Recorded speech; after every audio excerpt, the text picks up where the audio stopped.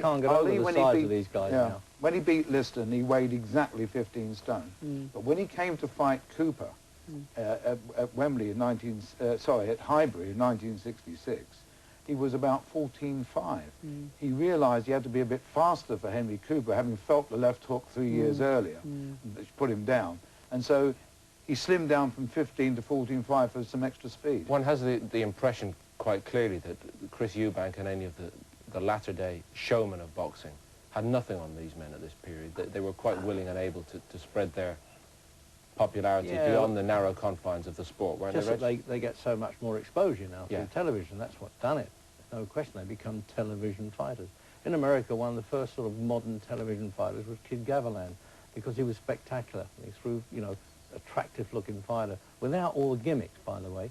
But no, that's I get a bit, you know, upset about it with all these. They look like wrestlers. They wear skirts.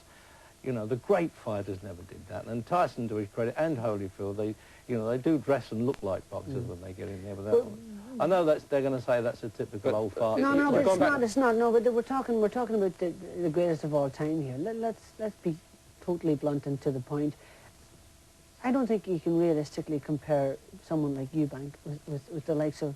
It's an insult to compare him with the likes of Ray Robinson and the likes of. Talking about heavyweights. Let's restrict it here to the heavyweights. Okay, the point I was just trying to make was that the likes of Fitzsimmons, by report, would go to vaudeville shows and try to make the most of his earning potential at the time. Well, John L. Sullivan appeared in plays on stage. Sullivan. So did Dempsey. So Dempsey, and Dempsey did, but so did Corbett. So, you know, they say, don't they, that boxing is show business with blood. And there's always that touch of show business to it. Dempsey was probably one of the most glamorous champions. Handsome, too. You know, of this century, in the 20s. Because a lot of these guys, I mean, I'm going to upset a lot of people, but they were myths. When you look at their record and look what they didn't do, rather than what they did do, then they become myths in my mind. Jack Dempsey won the title in 1919 and lost it in 1926. That's 7 years. He only had 7 fights.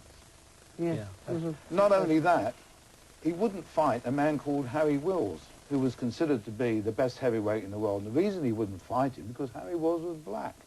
Now, Dempsey goes down in history as one of the all-time greats. Not to me, he doesn't. He was a very good heavyweight in his time. But I wouldn't class him as an all-time great. The only thing I would say there, that probably it was the manager, Doc Kearns, who wouldn't let him fight. You know, I would hate to think that Dempsey was scared of anybody else. Can I tell a Dempsey story, by the way? The first time I met him was in his restaurant, which was our Queen's property that owned that, by the way. And I was so pleased just to say, I mean, well, I've forgotten, he must have been 60 by then, or even more, I think. And I know he was telling everybody how upset he was at weekends when old guys would come in and say, "He hit me on the chin, Jack." He said, "because I wanted to say the champion of the world hit me on the chin." And he said, "I'm losing my punch," he was saying. But as I'm talking to him, a fellow came up, sort of a Brando-ish, and he looked at him and he's giving it, "Hey, champ," and you know how they do the acting bit. And Dempsey got hold of him and said, "I'll give you the bums rush, you keep this up." And I thought, oh dear, Jack, it's not like you, is it? And he got hold of him and he threw him out the front door, and I was terribly embarrassed. The first time I'd ever met Dempsey, was he? And then he came out and he's roaring with laughter, and I said, "What's happened?" He said, "He's one of the best actors in Broadway." He said, "He comes in and does this every damn week, and every damn week I've got to learn how to throw him out again." Yeah. In between the years of Fitzsimmons and Corbett and Dempsey, we had Jeffries. We had Jeffries, and we had Jack Johnson, who was important to the story for other reasons, wasn't he? Tell me a little bit about those. Well, Jeffries was 6'6", 230 pounds, massive guy. Was one of the real sort of big guys, and he steamrolled over the top of Fitzsimmons and held the title for quite a few years. And he was big and white and you know, obviously a tremendously powerful big man. Hadn't got great, judging by the books, hadn't got great natural coordination or ability, but his power allowed him to overpower most of the guys that were around at the time. Then he vacated the title and retired. And we had Marvin Hart who came in. Marvin Hart, incidentally, only had one eye.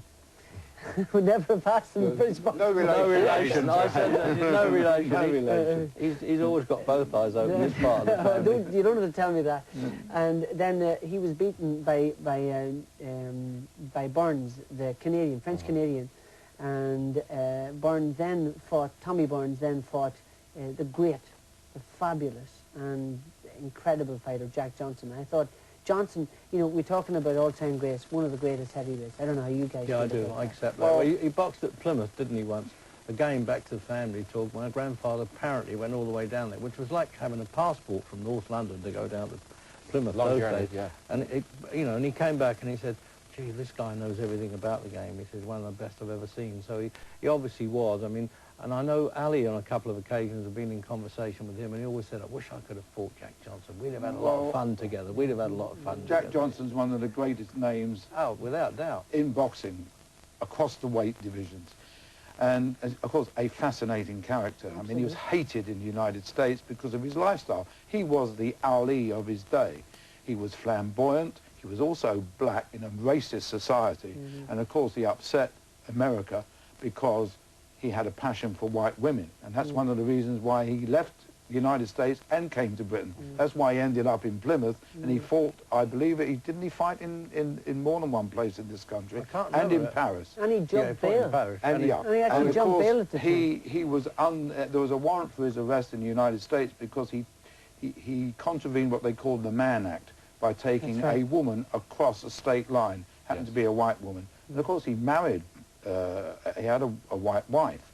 And of course he used to flaunt his wealth. He used to drive Cars, equipment big of But it was, a lot of it was a Rolls-Royces conscious political statement that he was making at the Oh, time. absolutely. He was getting them at it, and he did it brilliantly, of course. Yeah, And he And it must have been was- and it such a was- brave man And in he the had period. the old gold teeth. Yeah, he had the and- gold tooth, that's right, before Right. Tyson. That's it. right. And that's where we'll just have to draw a halt for just a moment or two. Join us again for more fascinating discussion after the break.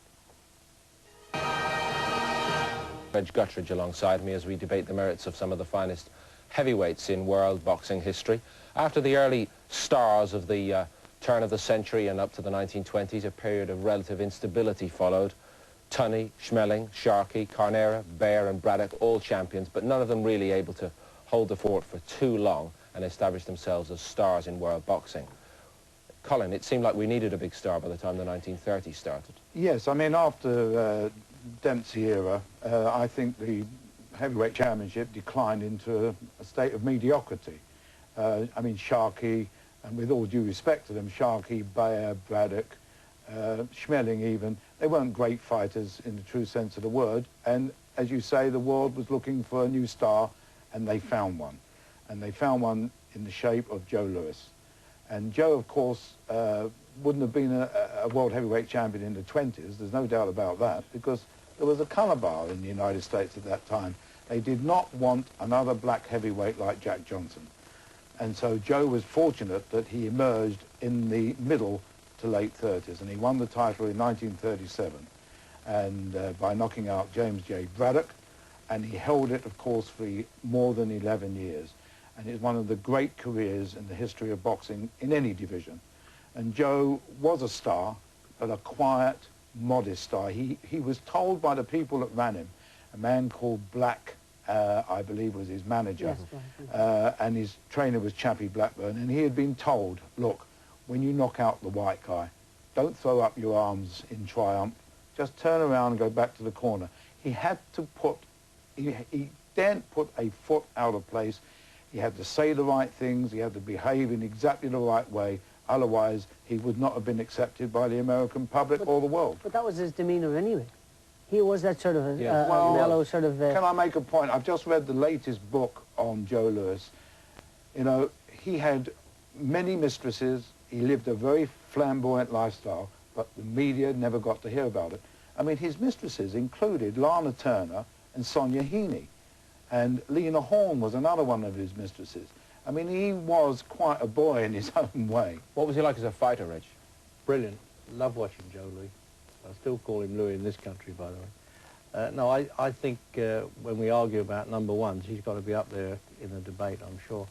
I liked him. I thought Tommy Farr did a wonderful performance. It was his first defence of the championship, really. Absolute peak. And to go 15 rounds with him. But he had everything, you know, what the old line about years ahead of his time. I think Louis had that. Just to throw a spanner in the work, what about Schmeling? What about the defeat to Schmeling? What about... Yeah, I realise that. I don't think his chin was as good as it should have been. Had he had a stronger chin, I mean, he was knocked over a couple of times. Even Tony Galento put him down, but he got up and knocked him out again. Yeah, I suppose you can allow one, and he was a kid at the time on the first Schmeling fight. Was he to this point in history, was he the finest heavyweight champion in your opinion? No, I would have backed Ali to beat him. No, but up to the 1930s. Up until then? Yes. Oh, yeah. Well,